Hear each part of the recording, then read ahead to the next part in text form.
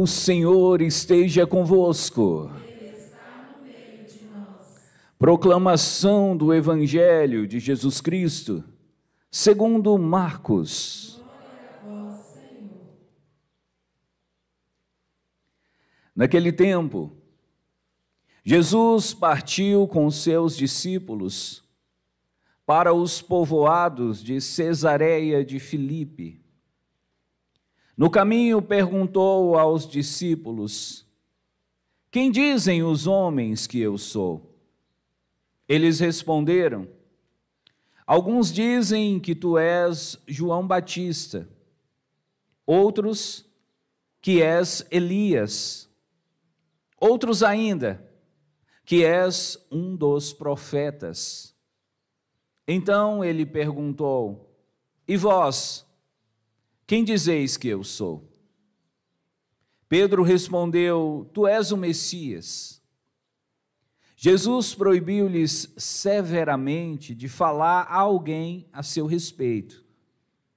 Em seguida, começou a ensiná-los, dizendo que o Filho do Homem devia sofrer muito, ser rejeitado pelos anciãos, pelos sumos sacerdotes e doutores da lei, devia ser morto e ressuscitar depois de 3 dias.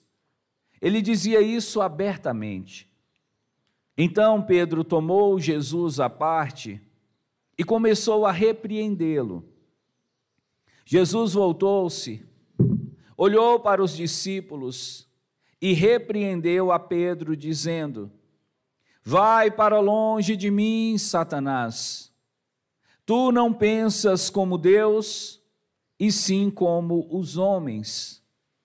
Então chamou a multidão com os seus discípulos e disse: se alguém me quer seguir, renuncie a si mesmo, tome a sua cruz e me siga. Pois quem quiser salvar a sua vida vai perdê-la. Mas quem perder a sua vida por causa de mim e do Evangelho, vai salvá-la. Palavra da salvação. Uma salva de palmas para o Santo Evangelho. Nós vamos nos assentando e cantando para nos preparar para acolher a palavra de Deus. Espírito da verdade, Espírito da verdade, ouça minha voz. Você, internauta, canta conosco também. Espírito da verdade. Espírito da verdade, Espírito da verdade, ouça minha voz. Diga para ele: já não quero o que não te agrada. Já não quero o que não te agrada. Renuncio Renuncio o que nos afasta. o que nos afasta. Já não quero o que não te agrada. Renuncio o que nos afasta. Solta a sua voz e canta. Sopra dos 4 cantos. Dos 4 cantos. Espírito Santo. Espírito Santo. E enche o meu coração. E enche o meu coração. Meu coração. Sopra, diga. Sopra. Dos 4 cantos. Dos 4 cantos. Ó Espírito Santo, sopra em nós.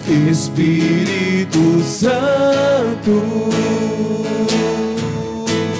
E enche o meu coração. E enche o meu coração.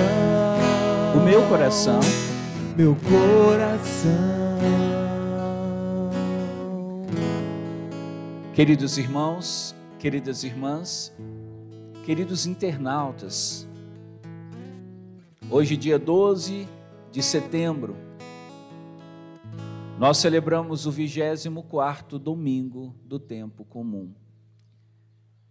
E celebramos esse domingo com mais 2 outras oportunidades que a igreja nos oferece nesse dia. Hoje também nós celebramos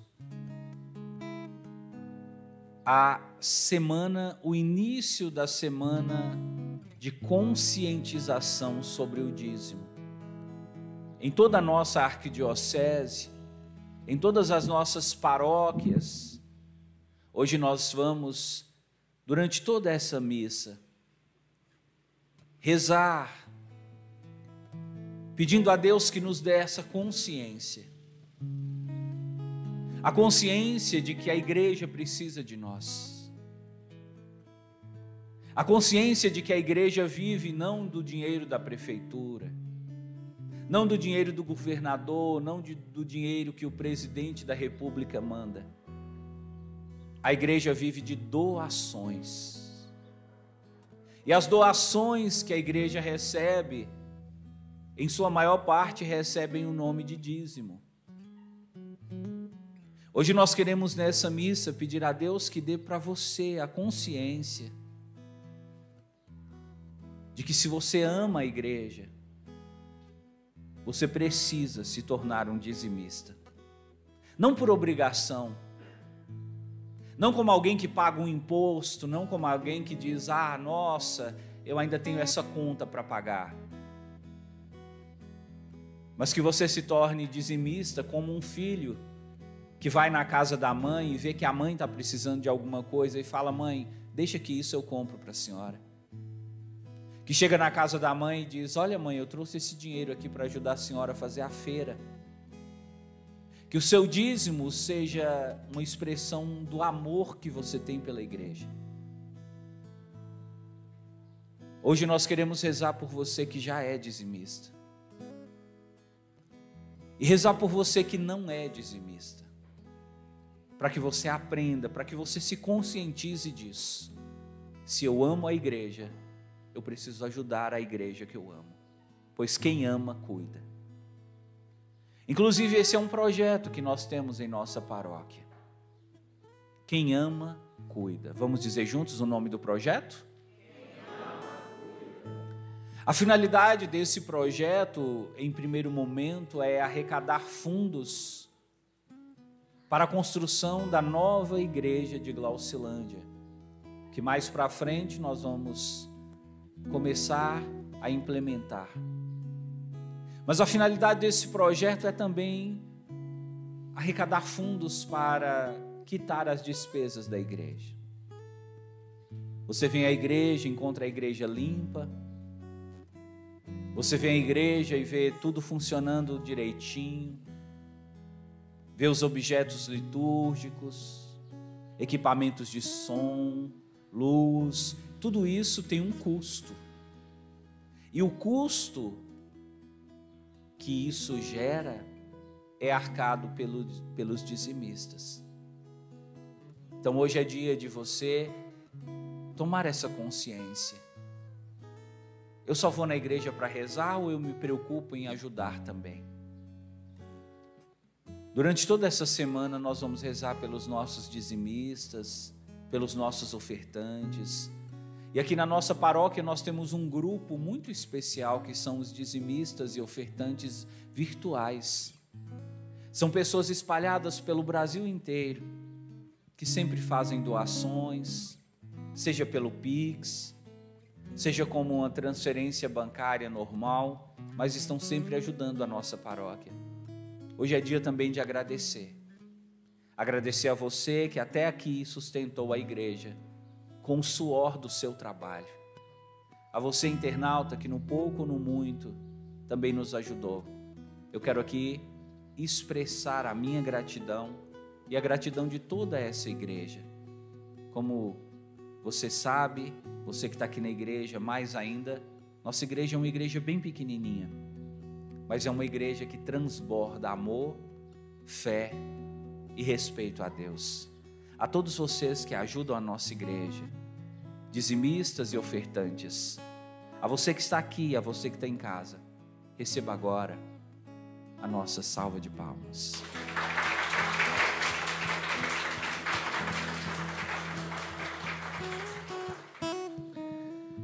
Hoje também nós estamos celebrando a palavra de Deus. O mês de setembro, você já sabe, é o mês da Bíblia. Por isso, no mês de setembro, em cada missa, nós vamos fazer a entrada da Bíblia. Nós vamos colocar a Bíblia aqui na frente e vamos ressaltar a importância da palavra de Deus. Nós gostaríamos também, nesse mês da Bíblia, de convidar você a fazer isso na sua casa. Você que tem Bíblia em casa, se você puder, durante esse mês de setembro, coloque a sua Bíblia num lugar de destaque. Coloque a sua Bíblia, se você puder, num altar, com uma vela. E se você não puder, mas pelo menos abra a sua Bíblia, coloque em um lugar onde as pessoas que chegarem na sua casa possam ver e você possa dizer: olha, eu celebro dentro da minha casa a palavra de Deus. O que eu celebro na igreja, eu também celebro em casa. E você que não tem Bíblia, faça-me o favor de adquirir uma o mais rápido possível. Amém? Amém. Prezados irmãos e irmãs, nós temos hoje 3 textos para a nossa reflexão. O primeiro deles, livro de Isaías, capítulo 50. Esse é um texto, eu poderia dizer, essa é uma oração que nós recomendamos para você que vem sofrendo ataques e perseguições. Se você está passando por isso, peço a você que leia todos os dias pela manhã, ao levantar esse texto, Isaías 50. É um texto que nos mostra que, por mais que venham perseguições e ataques, a presença de Deus na nossa vida vai sempre nos proteger do mal. E através desse texto você vai todos os dias confirmar no seu coração: eu não preciso ter medo, eu não preciso preocupar, o Senhor está comigo. Diga assim, compadre: eu não preciso ter medo, eu não preciso preocupar, o Senhor está comigo. Depois nós temos o Salmo, um salmo muito bonito, Salmo 114. Andarei na presença de Deus, junto a Ele, a Deus, na terra dos vivos. Você pode repetir esse salmo? Andarei na presença de Deus, junto a Ele, na terra dos vivos. Depois nós temos a segunda leitura, a carta de São Tiago, capítulo 2, que nos fala sobre a fé e as obras. E São Tiago vem nos falar nesse trecho que foi proclamado, que não existe essa coisa de você só querer ter fé. Foi mais ou menos aquilo que nós falávamos do dízimo. Não basta só você dizer que tem fé, você tem que ter obras, você tem que fazer alguma coisa, você tem que sair da teoria e partir para a prática. É disso que a segunda leitura fala. A fé sem obras é morta. Repita.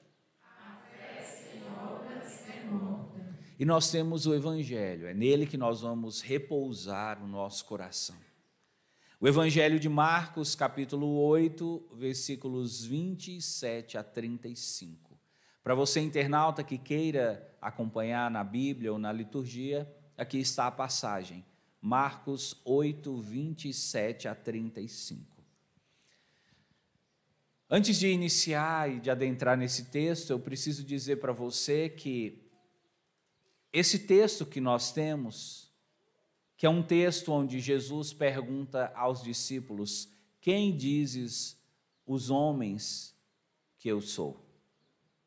Esse texto, ele está presente nos 3 evangelhos sinóticos.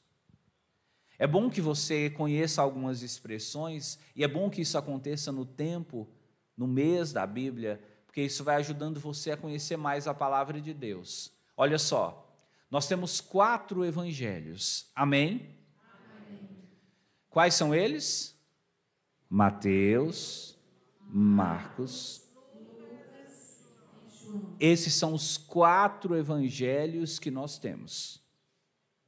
3 desses evangelhos, Mateus, Marcos e Lucas, nós chamamos de evangelhos sinóticos. Você pode repetir?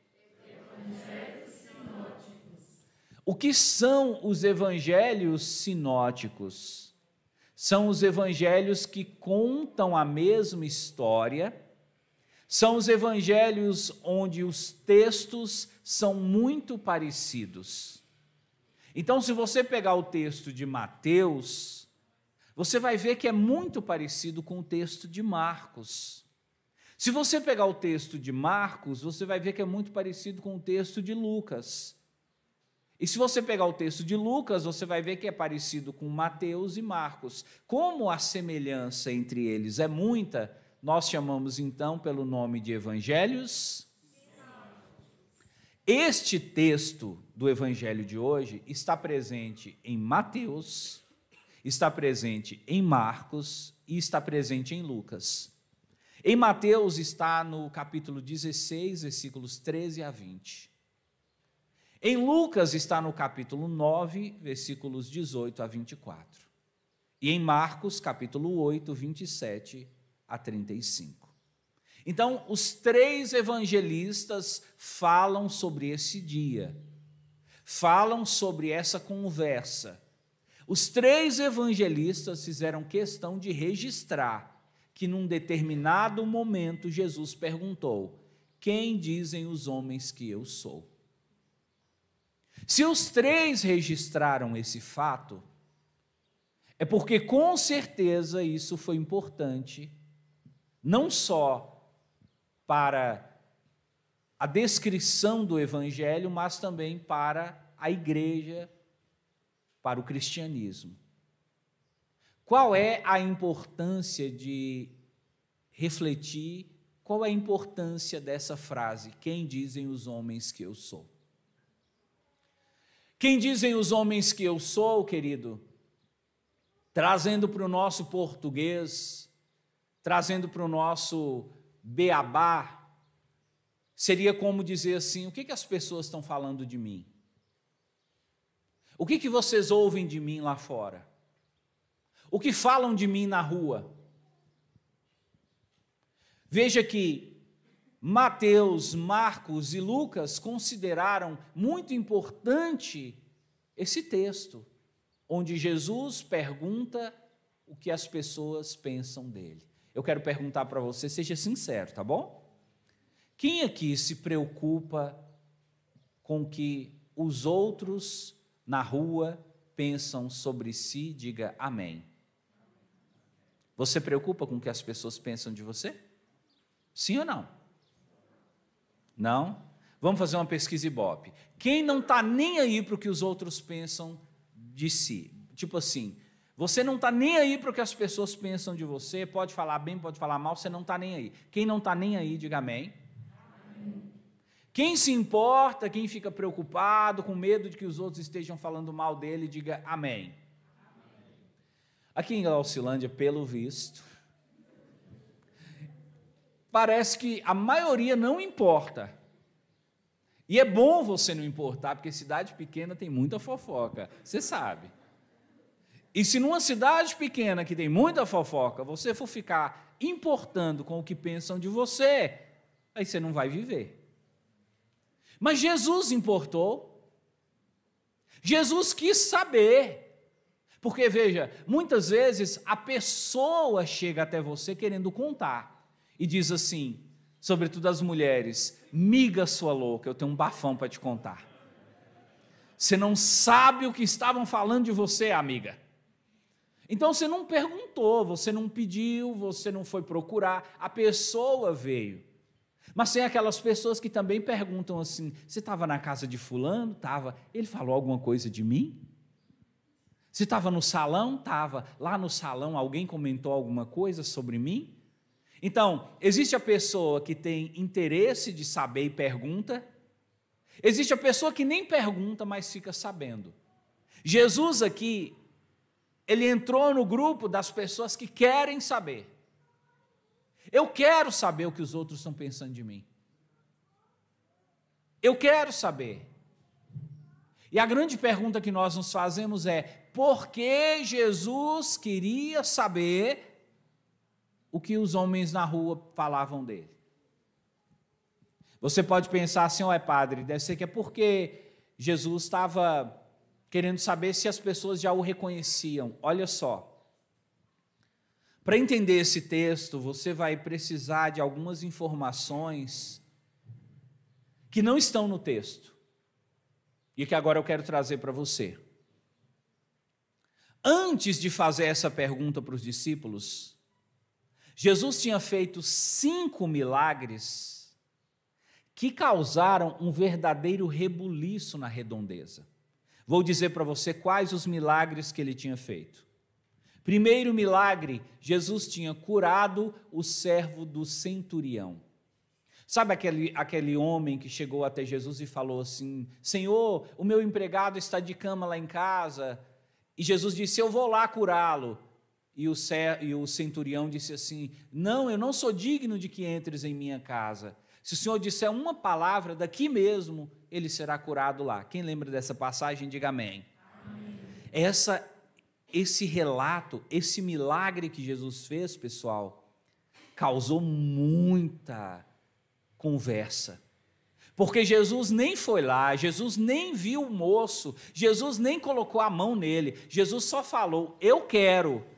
E o homem foi curado a metros, talvez quilômetros de distância. Todo mundo ficou impressionado. Mas teve outro. Depois, Jesus estava passando pela cidade de Naim e viu um velório, ou melhor, e viu um cortejo indo para o cemitério. Viu uma mulher chorando e Jesus parou o cortejo e disse: o que está acontecendo aqui?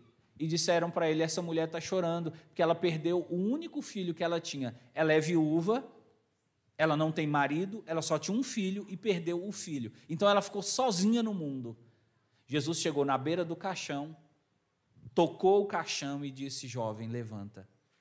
O jovem já estava dentro do caixão, pessoal. O jovem abriu os olhos e se levantou. Merece ou não merece uma salva de palmas esse Jesus?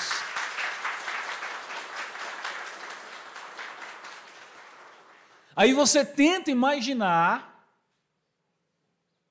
como que foi o comentário, como que a notícia bombou. Se fosse hoje, isso seria o trend topics do Twitter. Jesus ressuscitou uma pessoa morta dentro do caixão que já estava indo para o cemitério ser enterrada. A população foi à loucura, a população endoidou com essa notícia. Teve outro ainda. Jesus chegou numa região chamada Gerasa e viu ali um homem possuído por um demônio. A Bíblia diz que esse demônio era tão forte que mesmo se você amarrasse aquele homem com correntes, o homem quebrava as correntes como se fosse barbante. E esse homem ficava ali dentro do cemitério, gritando, se arranhando, se cortando com pedras. Ninguém não tinha nem coragem de passar ali perto. Tinha medo desse homem. Jesus passou lá e expulsou o demônio e o homem voltou a ser uma pessoa normal. E todo mundo ficou assustado. E teve outro milagre. Jesus curou aquela mulher que estava com hemorragia há 12 anos. Você conhece essa passagem? A mulher tocou o manto de Jesus, tocou a túnica de Jesus por trás, e Jesus perguntou: quem me tocou? Quem conhece essa passagem, diga amém. Amém. Isso também, pessoal, causou um grande rebuliço. Muita gente conversando: nossa, veja, não basta que ele toque nas pessoas, as pessoas que tocam nele também são curadas. E essa mulher não tocou nele, essa mulher tocou na roupa dele. É alguém que tem tanto poder que até a roupa dele cura. Que homem é esse? O que esse sujeito, quem é ele? O que ele está fazendo aqui? E teve um outro que também causou muita repercussão. Jesus chegou na casa de um homem chamado Jairo, e ali tinha uma menininha de 12 anos, uma criança que tinha acabado de morrer. E a família gritando, e todo mundo chorando, e aquele desespero. E Jesus falou: pessoal, escuta aqui, acalmem-se, a menina não morreu não, ela só está dormindo. E aí diz a Bíblia, todo mundo começou a rir de Jesus, e achou que ele tinha bebido, que ele estava embriagado. Jesus mandou todo mundo sair da casa, entrou para o quarto com a mãe e o pai da menina e 3 discípulos. E veja, ele não tocou na menina, ele não fez oração, não falou nada, ele só olhou para a menina e falou: Talita cum. E a menina abriu os olhos e levantou. Aplauda esse Jesus.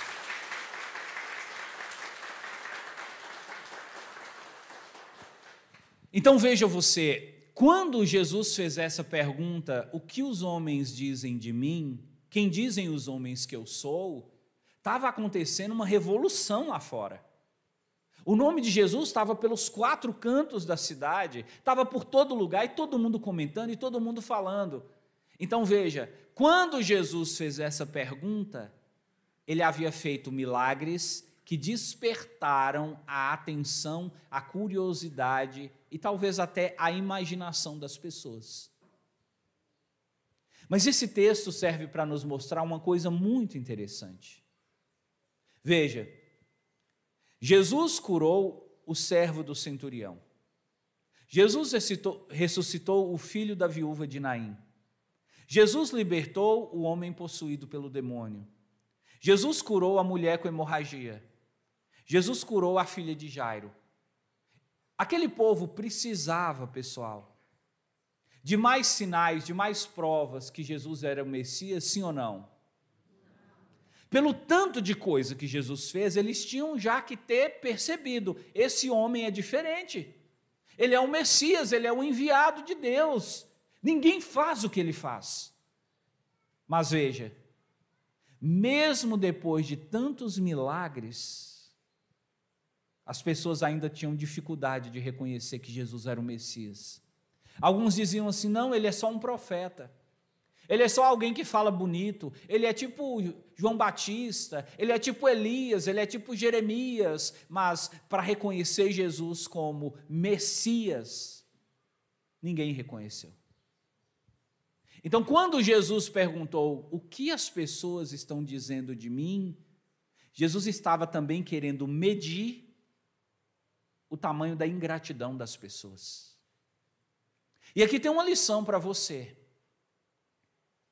Você que às vezes se esforça, você que às vezes ajuda os outros, você que às vezes trabalha muito pela sua família, pelo seu pai, pelo seu irmão. Talvez você tenha um irmão que tudo que ele tem, ele deve a você. Talvez o seu marido, a sua esposa conseguiu as coisas através de você e você fica esperando que a pessoa reconheça. Jesus hoje mandou falar para você: cuidado, não crie muitas expectativas. As pessoas não costumam reconhecer aquilo que você faz por elas. Jesus viveu isso. Os milagres que ele fez foram mais que suficientes para que ele fosse aclamado como Messias. Entretanto, as pessoas continuavam considerando ele ainda como um profeta. Esse texto também serve para nos mostrar, pessoal, que quando as pessoas da rua não reconhecerem, que quando as pessoas da rua começarem a falar coisas de nós que talvez nem sejam verdade, nós não devemos nos entristecer. Eu sei que é duro, às vezes, você ouvir coisas que machucam você, coisas que você não fez, falando de você coisas que você não é, acusando você de um comportamento que você não tem. É duro isso, é triste, é sofrido isso, mas Jesus diz para você assim: olha, quando as pessoas começarem a falar mal de você, ou quando as pessoas começarem a não considerar você, a não reconhecer você, procure alguém que você ama, procure alguém em quem você confia e peça uma opinião para aquela pessoa. Por exemplo, Você foi trabalhar, e aí quando você chegou no serviço, um colega de serviço te chamou e disse: olha, o pessoal aqui estava falando mal de você, viu? O pessoal aqui estava falando que você é muito preguiçoso, que você gosta de escorar nos outros, que você fica sempre procurando depender de alguém. E você passou o dia inteiro chateado com isso, magoado, porque você não se sente assim. Você é uma pessoa trabalhadora, você é uma pessoa que não tem preguiça, mas estão chamando você de preguiçoso. Aí Jesus disse para você: quando acontecer isso, ao chegar em casa, procure alguém que você sabe que conhece você mesmo e diga para essa pessoa: ô fulano, fulana, responde para mim uma coisa. Você me acha preguiçoso? Muito cuidado com quem você pergunta, porque se você perguntar para uma pessoa que realmente não vai muito com sua cara ou não se importa com você, vai falar assim: preguiçoso? Isso é pior do que um bicho preguiça. Às vezes isso acontece, você vai pedir a opinião de alguém e esse alguém, ao invés de te ajudar, complica ainda mais sua vida. Aí vira para você e fala assim: olha, você é feio, você é feia, você é gorda. Aí você chega na sua casa, vai chamar seu marido, já ficou uma semana sem conversar com ele, brigou com ele, seu marido queria assistir o jogo, você não deixou, porque queria assistir a novela. E aí você vira para o seu marido e fala assim: meu bem, minha cunhada falou ali, que a família inteira está reclamando que eu estou gorda. Você acha que eu estou gorda? Ele vai olhar para você e falar: gorda? Você é uma baleia. Então, cuidado com essas coisas, porque às vezes, ao pedir a opinião dos outros, você pode se machucar ainda mais. Mas faça como Jesus. Jesus perguntou assim: o que as pessoas da rua pensam de mim? E ouviu. E depois ele perguntou: e vocês, o que pensam de mim? Sabe, eu não acho que você deve evitar de querer saber o que os outros dizem sobre você. Às vezes é bom você saber. Às vezes é bom você saber que sua cunhada acha que você é uma mocreia. Às vezes é bom você saber que o seu vizinho acha que você é um chato. Porque ao ouvir a opinião de alguém que fala mal de você, você tem a oportunidade de refletir sobre a sua vida. Você não pode querer que as pessoas fiquem ao seu lado só te elogiando. Ah, você é muito bom, ah, você é engraçado, ah, você é talentoso. Você vai encontrar gente que vai falar mal de você. Você vai passar por experiências onde as pessoas vão pisar no seu calo.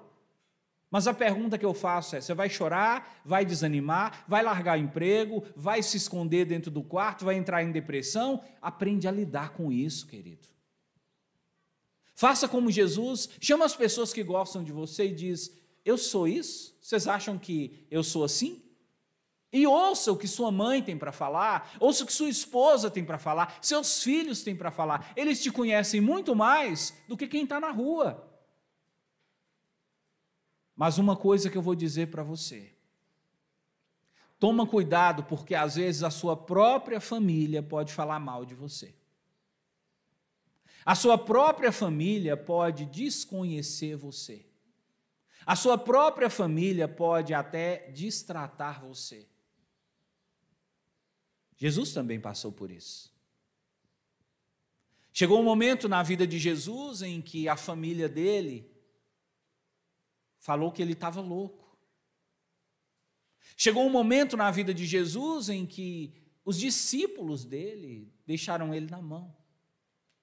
Você também pode ser deixado na mão. Está ouvindo?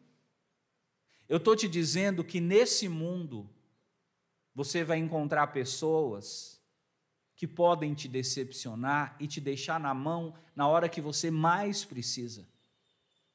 Ai, padre, do jeito que o senhor está falando eu fico triste. Não é para ficar triste. É para ficar consciente, é para ficar esperto. E é para entender de uma vez por todas que nesse mundo em que vivemos, a nossa confiança não pode estar nos homens, tem que estar em Deus. Nesse mundo em que vivemos, você não pode fazer nada ou querer fazer as coisas para agradar as pessoas, porque um dia as pessoas te agradecem, um dia as pessoas não agradecem, um dia as pessoas te elogiam, um dia as pessoas te criticam. A maturidade acontece quando você aprende a fazer o bem sem precisar de elogio e sem se importar com a crítica de ninguém. Se você é uma dona de casa que faz a comida e ainda fica esperando que alguém elogie sua comida, você como cozinheira não amadureceu. Se você é uma mãe de família, um pai de família, que trabalha, põe as coisas dentro de casa e fica querendo que o seu filho reconheça e diga: nossa pai, nossa mãe, como foi bom isso que a senhora fez, que o senhor fez, se você ainda está nessa fase, você não amadureceu. Você tem que tomar consciência que o que você faz é para Deus. Você tem que tomar consciência que nesse mundo as pessoas são ingratas mesmo. Nem todo mundo vai te elogiar, vai te agradecer pelo que você faz, mas faça mesmo assim. Madre Teresa de Calcutá, ela tem um poema belíssimo, eu poderia até ter trazido, esqueci, ou melhor, eu nem imaginava que eu chegaria a falar sobre isso. Madre Teresa diz assim: se você der comida para um pobre, as pessoas podem dizer que você está sendo oportunista. Dê comida para o pobre mesmo assim. Se você visitar um doente, as pessoas podem dizer que você está visitando aquele doente só para saber da vida dele. E interpretam mal a sua visita. Visite o doente mesmo assim. Se você plantar uma árvore e cultivar a natureza, as pessoas podem dizer que você é aparecido, que você está querendo chamar a atenção, plante a árvore mesmo assim. Se você fizer o bem para o próximo, as pessoas podem dizer até que você está querendo se candidatar a um cargo político e dizer que você está fazendo isso em troca de voto, faça o bem mesmo assim. Sabe por quê? Vai chegar o dia que você vai descobrir que tudo que você fez não foi para os homens, foi para Deus. E é diante dele que você vai prestar contas. E é Ele quem vai recompensar você. Jesus fez esses 5 milagres. Se Jesus tivesse preocupado com o que os outros vão pensar, se Jesus tivesse dependendo do elogio, do aplauso das pessoas, Ele teria desanimado nessa hora. Porque pelo que as pessoas estavam falando dele, os milagres que Ele fez praticamente não ajudaram em nada. Mas Jesus tinha uma consciência: eu não vim para agradar os homens, eu vim para agradar meu Pai que está nos céus. Você também no seu trabalho, você também na sua casa, você também na sua família, você também na sua vizinhança, você na cidade de Glaucilândia, você internauta, tudo o que você fizer, faça, não esperando agradecimento, elogio e reconhecimento das pessoas. Pode ser que venha, mas pode ser que não venha. Faça esperando de Deus. Sabe por quê? Porque o nosso Deus, o Pai de Jesus Cristo, que ressuscitou Jesus dos mortos, Ele nos dá uma prova. Tudo o que fazemos de bom, tudo o que fazemos em prol do bem do outro, não ficará sem recompensa. As pessoas podem não reconhecer, mas o nosso Deus, um dia, te dará o prêmio eterno. Louvado seja nosso Senhor Jesus Cristo.